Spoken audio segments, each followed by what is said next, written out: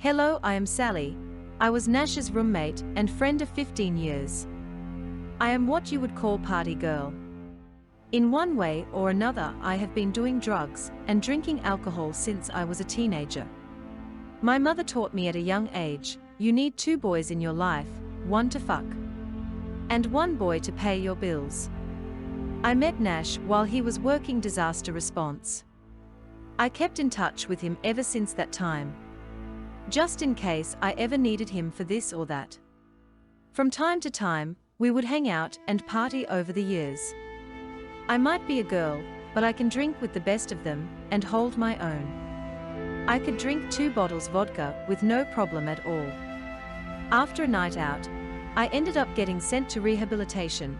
I snuck out often to get booze and to smoke weed when I could manage.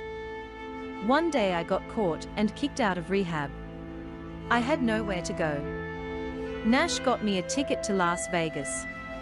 I used Nash for a place to stay. He also got me a cell phone. He made certain rules I had to agree to for me to stay with him. I promised to follow. Nash lived alone in an apartment in a bad side of Las Vegas. All he did generally was wake up and go to work and come back home in the morning. Nash did not socialize with any of his neighbors, because most of the neighbors were drug addict criminals.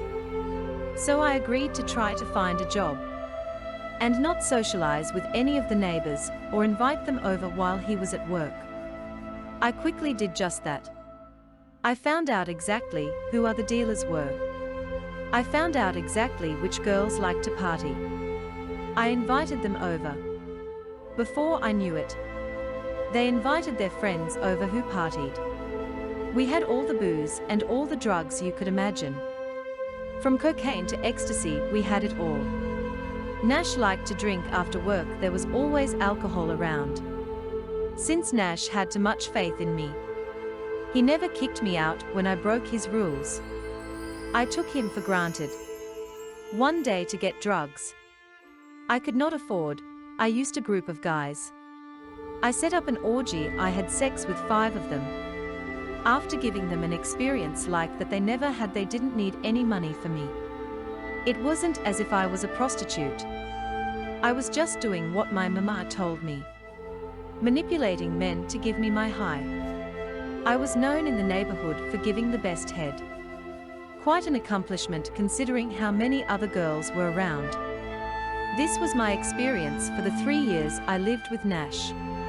I don't mean to say I never partied with Nash, because we did. But normally it just involved drinking and smoking weed. One day I'm at Oscar, and Oscar fed me all the drugs I can handle. He thought up a plan to rob Nash, and I agreed to help him. You would be surprised with a cocaine binge can make you do or reconsider. But that's how it went down. And everything got completely fucked up. This caused Nash drop everything. He moved back to Los Angeles the same day. Just before they beat the shit out of him, my last words to him were, "I thought you were my friend." Which is weird because at that time Oscar was demanding he empty his bank account and give him the contents. That's a sort of foul shit, but your mind allows you to do when you're fucked up off cocaine and haven't slept in a week. Such a shame really, that I fucked him over. I let him be beat up with a golf club. Let him be robbed of everything he owned and betrayed him. But I am a horrible person. I ruined his life, or so I thought.